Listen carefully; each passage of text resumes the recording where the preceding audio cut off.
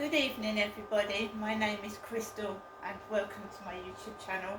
I'm here in Rochester. Good evening. Alexa, what's the time please? The time is 6:03 p.m. Good evening everybody, I've just come back. I've just been back from visiting my mum.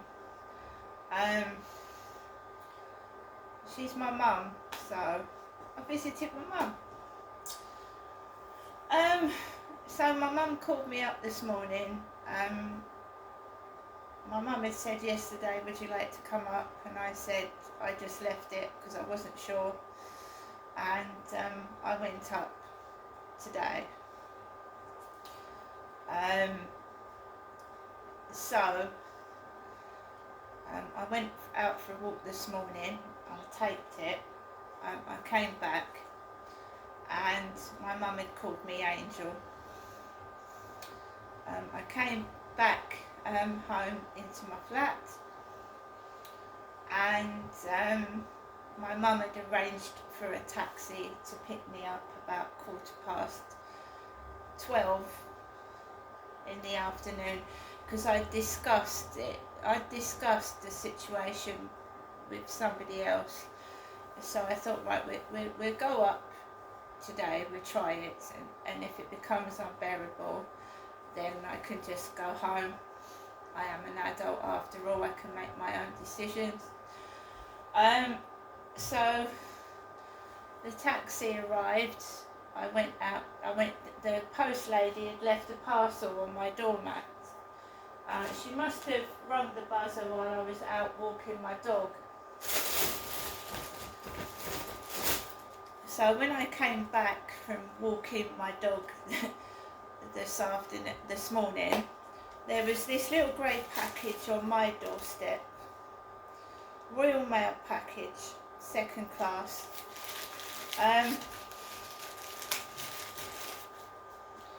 Sticky fly papers ×8, the pest police. Royal Mail package, and this has got the pest police on it. Pest police. A pest is somebody that pesters somebody, pestering somebody, to pester, to annoy, to irritate. So pest police on the front of this package. Sticky fly papers, vapor and poison free. You get a lot of flies in the hot weather, and I don't like to swat flies. I don't like to splatter them.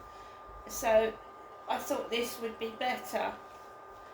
So they're I'm not going to open it out, but basically it's fly paper and it's all sticky. So you pull the end, you pull it, you hang it up on the ceiling or somewhere in the garage if you've got flies in the garage, and the flies stick to the paper. And you'd be surprised how many flies and moths get caught, moths as well, in these sticky fly papers. So I picked my little package up and I put it in my bag, and I got into the taxi that was parked on the corner of the road, and it was a quiet chap, an Asian man, and I'd had this guy before in a green t-shirt, and the taxi was all dirty. So the seats had shit on them, smeared, dirt marks. The carpet was filthy in the taxi, and the taxi driver was an Asian. He was polite enough and quiet. So he drove me up to my mum's address, and my mum came out of the flat and she paid the taxi for me. I got up this morning with a terrible headache, and I was a bit unsteady on my feet. I'm not an old person, as in an old age pensioner, not yet. So I got up with this massive banging headache this morning, and I managed to get on the field and come off, and I thought, I'm going to have one of those migraines. I knew it. I hate migraines. They disrupt your life. and the flashing lights in front of your eyes, if it happens outside, you can't see out of your eyes properly because it's like obscured by these flashing lines and everything. So when I'd gone out, the lady next door had been barking its head off. It was annoying. And then she started yapping on the balcony with her mobile phone on loudspeaker, and it was loud next to my bedroom window. So if I had wanted to lie down, I couldn't have lied down because she was rabbiting on her phone loud. You could hear her daughter speaking on the end of it, and you know, it's annoying to have to make yourself shut the windows in hot weather, you know. So it pisses you off. It's things people don't like every day that I have to put up with. Being thrown at me, things that I don't like. So I just ignored her because people want attention, and if you don't give it to them, they end up pissing off and going away anyway. So I didn't give it any attention. I put Eminem on. I started playing songs on my Alexa, Eminem and Imagine Dragons, because music is my saviour. So I just blocked her voice out, her horrible witchy voice, out with the fucking music. Irritating it is. When you're trying to relax, sit down and someone's rabbiting on their mobile phone, loud. Oh yes, and I was doing that, and I don't want to hear what you was doing. Don't they realise people can hear them?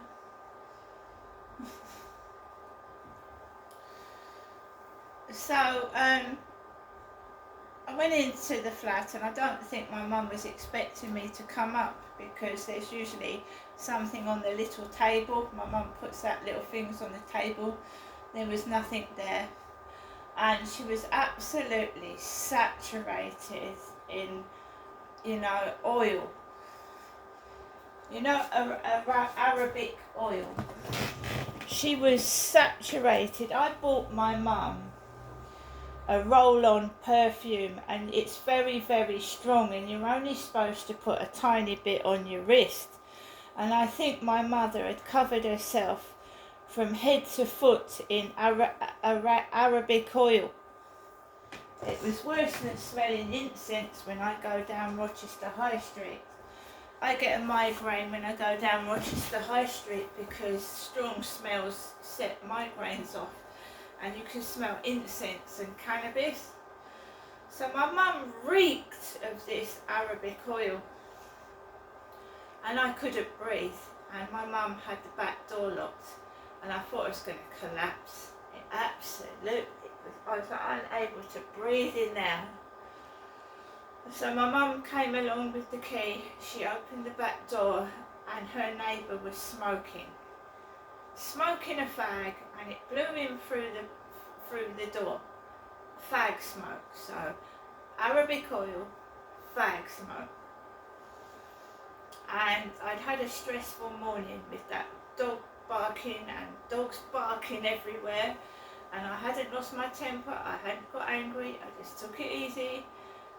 And I knew I was going to get a migraine. I just knew it, and I started to get prepared for it. At least I had this migraine sat round my mum's, and I could just sit there and let it happen. Paint does it as well. Paint smell makes you feel lightheaded. So I sat down and I started talking to my mum. I had a migraine. I didn't tell my mum I had a migraine. I just sat there and I let my mum talk and talk and talk and talk. And when you've got a headache and someone keeps talking, it's very, very hard to just sit there. And I also felt sick at one point. I thought I was going to be sick, and I thought, shall I? My mum, I don't like upsetting my mum. My mum wanted me to have a takeaway, so we have got banoffee pie that I haven't eaten, and we've got this looks like Tennessee toffee fudge cake or something, which I didn't order. Oh, and I thought I'd try chips with ketchup. So, my God, someone had covered the chips in salt. I think my tongue is burnt to fuck. They'd covered the chips in, they must have tipped half a salt pot over the chips. It fucking burnt my tongue. And the tiny taste. So, my mum had the chips, right? My mum started eating the chips and she couldn't eat them. So she gave them to me. And my God, if you wanted a tongue explosion, you know, with the salt and the ketchup. So I didn't eat all of them. I ate a handful and I couldn't eat. I could not get through those chips. There was so much salt on them. My mum said salt's good for you. You need some salt. Not that much salt. No. So I ate a chicken burger and I love my spaghetti bolognese. So this is what I've got for tomorrow's lunch. I haven't been able to eat my takeaway because I haven't been feeling too well.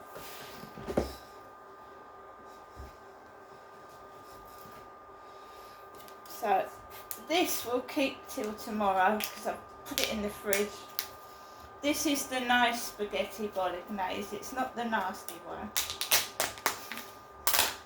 So they've put this in a microwave container. So I've got that for tomorrow. That's my lunch for tomorrow. I've been feeling sick and ill. Apparently there's some sort of stomach bug going round as well, so it could be something to do with that. So I ate the chicken burger just, and I managed to keep it down, but it was a bit dodgy, my stomach, and I drank about 3 bottles of water and it stayed down. Because you have to eat something. I'd only eaten a banana in the morning. All I'd had was a banana. So I was hungry, even though I felt sick, I was starving. But I managed to keep it down. My mum answered the door to the delivery guy because I had to go outside and get fresh air. My mum was saturated in oil. I don't know how she could breathe. Now I've come home, I don't feel so lightheaded. It's like the room was swimming around and around and around. I couldn't see properly, my eyes were watering. You're not supposed to, that oil, you're only supposed to put a dab on your wrist, not cover yourself in it. So if I couldn't breathe, she was wearing it, so she probably couldn't breathe either. So me and my mum talked. She said that Charlotte had had a stomach ache and she hadn't been able to do my mum's shopping. And I said to my mum, well, why didn't you tell me over the phone that you didn't have shopping? And I could have gone into the co-op and brought my mum some shopping up. And she said, no, I like Charlotte doing my shopping. What can I do? I felt bad. She will not let me. She said she wants to stay loyal to Charlotte. Charlotte hasn't seen my mum for a few days now, and my mum had hardly anything in the fridge. But my mum would not let me. She won't let me help her. She wants Charlotte to get the shopping. So I spoke to my mum on the phone this evening, and I said if Charlotte's not able to get up to you, I'm gonna have to, get the shopping for you. I'll have to get her something.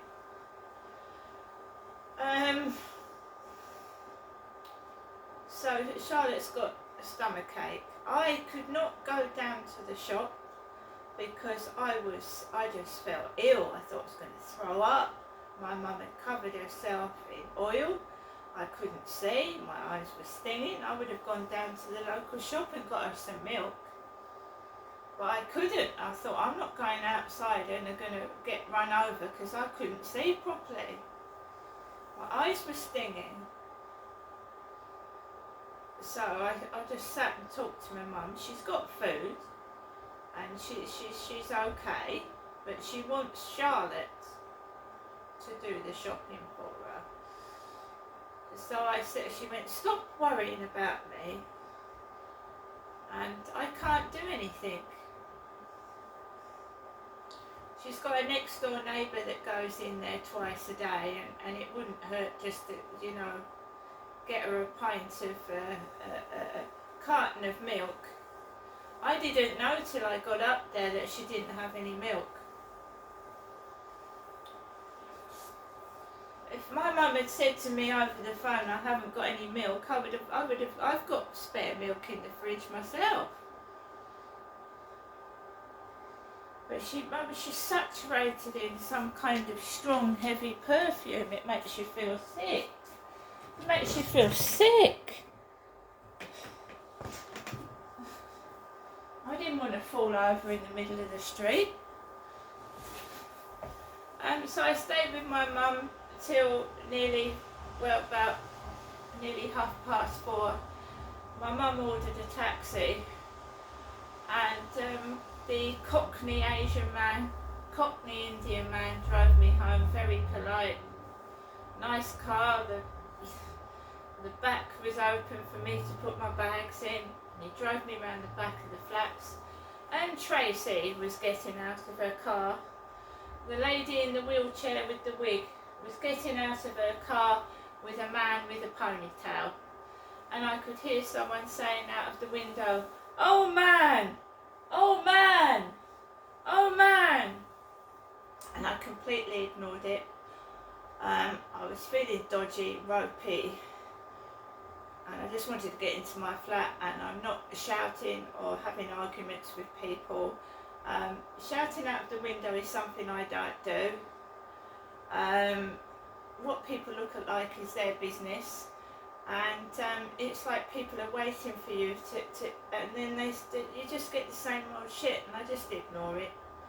I know what I am, I know who I am, I know what I want to do with my life, and that's it. My mum has said there was something wrong with her hand, her hand. So normally drivers get out of the car and they open the boot. My mum had said her hand, she was having trouble with one of her hands. So the taxi driver didn't open the boot of the car, he let me open it, and I didn't have anything wrong with my hands. And I lifted my bags into the back of the taxi, and I lifted them out of the back of the taxi, and I didn't want to get into the lift because I felt sick, so I carried 2 bags up the stairs by myself. So what my mum had said was, "I won't be sending you out any money in the post, Ginestra, because it hurts my hand."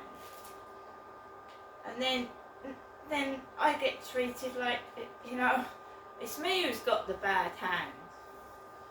I got back into the flat, and I went up to the co-op because I needed a few things myself, and I've said to my mum, I said, "If you want me to bring milk up, I'll bring milk up," and she went, no, and she wants Charlotte to get it. But there was a woman smiling coming out of the co-op with 4 pints of milk, and I've got milk, and I'm quite willing to take milk up to my mum. So this woman was coming out of the co-op with 4 pints of milk, smiling, just 4 pints of milk. And I just wondered if people heard that conversation between me and my mum, which was personal. Do you know what I mean? One of the shop staff was laughing her head off at me.